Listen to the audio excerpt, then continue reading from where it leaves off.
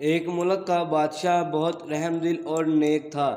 رعایا کے حق میں بہت اچھا تھا، چنانچہ کہ تمام رعایا اس سے محبت کرتی تھی اور اسے خوب دعائیں دیتی تھی۔ اسی ملک کے ایک دور و دراز گاؤں میں ایک کسان رہتا تھا جس کی یہ خواہش تھی کہ وہ اپنے نیک دل بادشاہ کے ساتھ زیارت کی جائے اور اسے کوئی تحفہ دیا جائے۔ اس نے اپنی بیوی سے مشورہ کیا کہ بادشاہ کو ملنے کے لیے جانا چاہتا ہوں اور میری خواہش ہے کہ میں اس کے لیے ایک کوئی تحفہ بھی لے جاؤں۔ تم مجھے مشورہ دو کہ میں بادشاہ کے لیے کیا تحفہ لے کر جاؤں۔ بیوی نے کچھ دیر بعد سوچا اور کہا کہ بادشاہ کے پاس تو ہر چیز ہوگی، ہم اسے تحفے میں کیا دے سکتے ہیں۔ ہاں، میرا ایک مشورہ ہے کہ ہمارے گھر کے پاس بہنے والے چشمے کا پانی بہت میٹھا اور ٹھنڈا ہے اور ایسا پانی پورے ملک میں کہیں بھی نہیں ملے گا، حتیٰ کہ بادشاہ کے پاس بھی نہیں ہوگا، تو ہم اس کے لیے یہ پانی لے جاتے ہیں۔ کسان کو یہ تجویز پسند آ گئی اور اس نے اپنے چشمے سے پانی کے 2 گرے بھرے اور اپنے گدھے پر لاد کر بادشاہ سے ملاقات کے لیے روانہ ہو گیا۔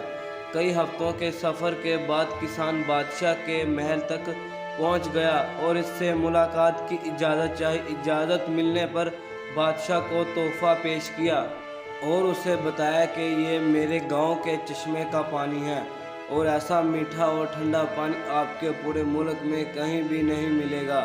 بادشاہ کے اشارے پر وزیر نے گرے کا ڈھکن اٹھایا تو کئی ہفتوں کے سفر کی وجہ سے پانی میں بدبو پیدا ہو گئی تھی۔ وزیر نے بادشاہ کی طرف دیکھا تو بادشاہ نے اسے خاموش رہنے کا اشارہ کیا اور بلند آواز میں کہا، ہم اس تحفے سے بہت خوش ہوئے اور خزانچی کو حکم دیا کہ اس کسان کے گھروں کو سونے سے بھر دیا جائے۔ کسان بہت خوش ہوا۔ بادشاہ نے وزیر کو بلا کر چپکے سے کہا کہ پانی کو گرا دینا اور واپسی پر اس کسان کو اس راستے سے گزارنا جہاں ہمارے چشمے ہیں، تاکہ اسے علم ہو کہ ہمارے پاس پانی کے کتنے چشمے ہیں اور ان کا پانی کتنا ٹھنڈا اور فرحت بخش ہے۔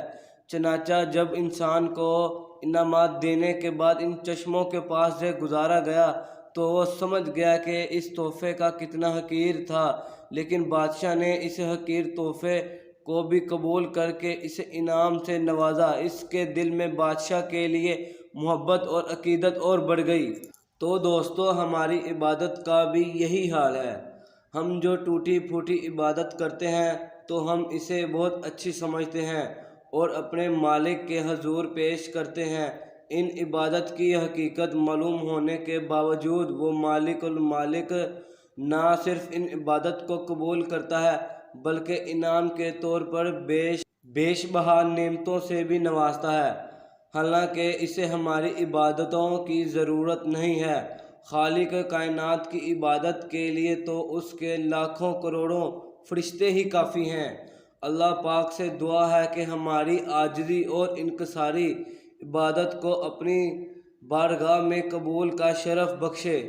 آمین۔